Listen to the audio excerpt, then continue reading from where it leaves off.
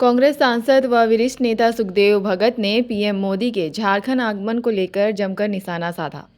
रांची स्थित प्रदेश कांग्रेस भवन में आयोजित संवाददाता सम्मेलन में उन्होंने कहा कि प्रधानमंत्री नरेंद्र मोदी जुमलों के बाजीगर है। प्रधानमंत्री जिस तरह से रोटी, बेटी और माटी की बात करते हैं, ऐसा लगता है कि वे पुराने जख्मों को कुरेद रहे हैं। वहीं सुखदेव भगत ने भाजपा पर तंज कसते हुए कहा कि कांग्रेस पार्टी महात्मा गांधी के राहों पर चलने में विश्वास करती है, तो वहीं भाजपा नथुराम गोडसे के राहों पर चलने में विश्वास करती है। वहीं उन्होंने कहा कि संविधान बचाने के लिए राहुल गांधी ने अभियान छेड़ा है, इसकी कड़ी है यह विधानसभा चुनाव। वहीं सुखदेव भगत ने और क्या कुछ कहा, आइए आपको सुनाते हैं।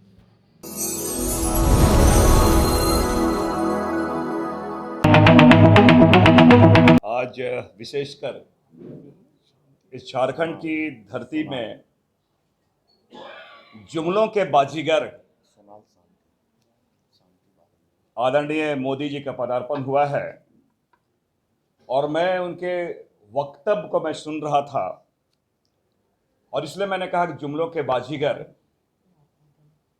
और वो कहीं न कहीं झारखंड के लोगों के, भारत के लोगों का, वो जब शब्दों का प्रयोग करते हैं पुराने जख्मों को कुरेद देते हैं।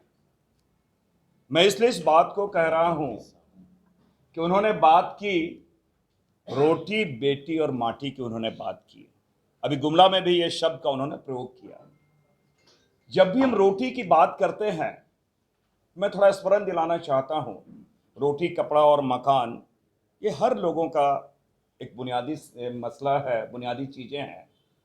लेकिन जब भी इंडिया गठबंधन या कांग्रेस ने रोटी की बात की, आपने देखा होगा कैसे उस शब्द को वो पोलराइज करने के चक्कर में रोटी को उन्होंने बोटी या फिर गाय के रूप में उन्होंने प्रस्तुत करने का प्रयास किया।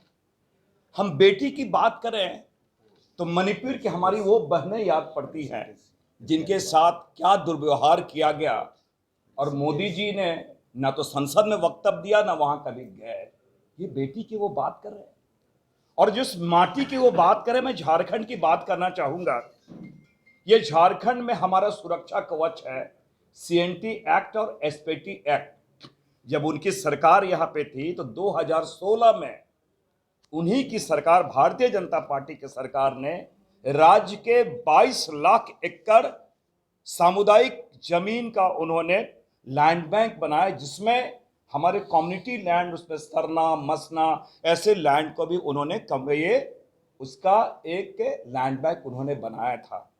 तो ये इसलिए मैंने कहा कि जब भी वो रोटी, बेटी और माटी की बात करते हैं तो ऐसा लगता है कि हमारे पुराने जख्मों को कुरेद रहे हैं।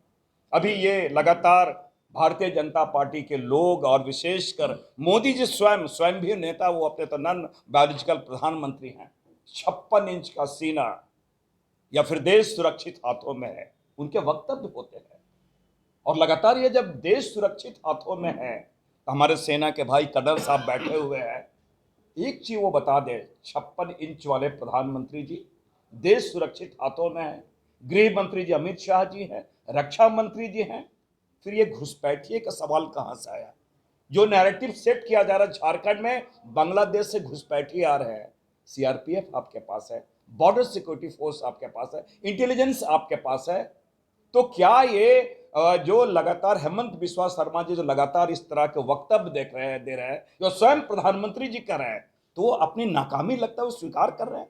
वो तो पहले बताएं कि हम नाकाम हैं, गृह मंत्री जी नाकाम है, इसलिए घुसपैठिए आ रहे हैं।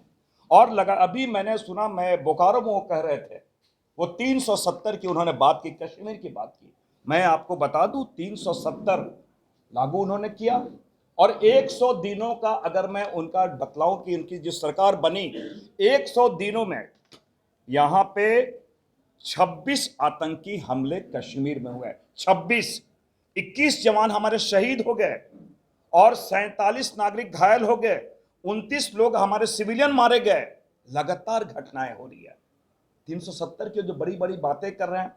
एक बात और कहना चाहेंगे, अभी उन्होंने, मुझे आश्चर्य हुआ, मैं वक्तव्य में देख रहा था, प्रधानमंत्री जी भी आपने कहा, आज प्रधानमंत्री जी और उनके मुख्यमंत्री जी, उनके शब्द क्या होते हैं? बटोगे तो कटोगे। मैं उनसे बहुत विनम्रता से पूछना चाहता हूं, आप इतने बड़े संवैधानिक पद में हैं, आपके शब्द होने चाहिए, पढ़ोगे तो आगे बढ़ोगे। आपके शब्द होने चाहिए, एक रहेंगे, देश को आगे बढ़ाएंगे। आपके शब्द क्या होते हैं? बटोगे तो कटोगे। आप कोई मटन की दुकान चला रहे हो क्या कि कटोगे बटोगे? ये उनकी गरिमा के प्रतिकूल ये शब्द आते हैं। और मैं इसलिए स्मरण दिला रहा हूं, ये सिर्फ प्रधानमंत्री जी पिछले चुनाव के वक्त उन्होंने गाय, गोबर, मंगलसूत्र, गोमूत्र, ये क्या है?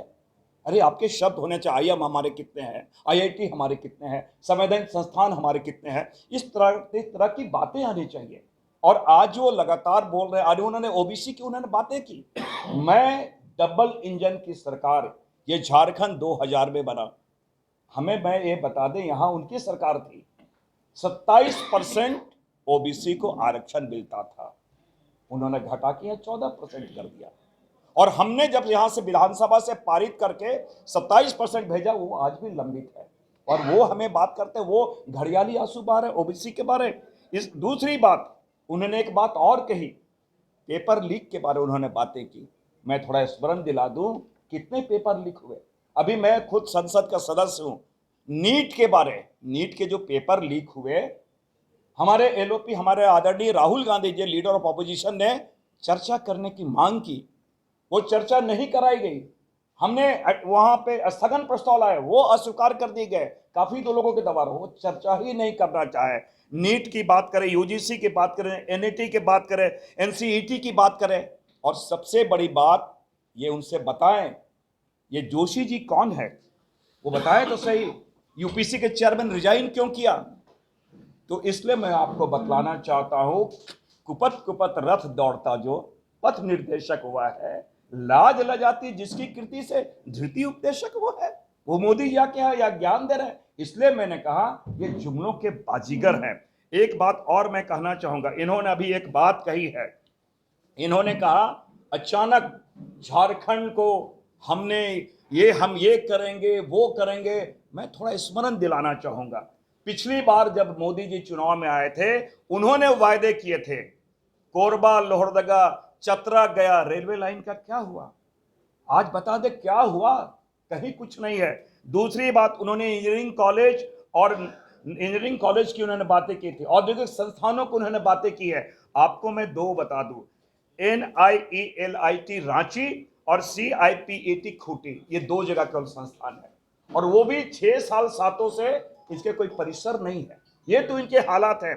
साथ ही साथ सबसे बड़ी बात है, आदिवासियों की चिर परिचित मांग है, उनकी धार्मिक यात्रा के माध्यम से संविधान बचाने की जो राहुल गांधी जी ने कवायद या अभियान उन्होंने छेड़ा है, उसका एक कड़ी है ये विधानसभा चुनाव। और निश्चित रूप से हम उनके साथ खड़े हैं, और पूरी जनता यहाँ पे साथ खड़ी है, क्योंकि हम संविधान में विश्वास करते हैं, हम गांधी जी में विश्वास करते हैं, हम बिरसा मुंडा में विश्वास करते हैं, हम अंबेडकर जी में विश्वास करते हैं, हम अबुल कलाम आजाद में विश्वास करते हैं। लेकिन ये भारतीय जनता पार्टी नाथूराम गोडसे में विश्वास करती है। हम गांधी के राहों पे चलना चाहते हैं, वो नाथूराम गोडसे के राहों पे चलना चाहते हैं। ये लड़ाई, इसलिए मैंने कहा ये वैचारिक लड़ाई है। लेकिन मैं अंत में आपको स्पष्ट कर दूं कि जुमलों के जो बाजीगर है, उनकी बाजीगरी यहाँ पे नहीं चलने वाली है। झारखंड की जनता उस जुमले को पहचान चुकी है। बहुत बहुत धन्यवाद।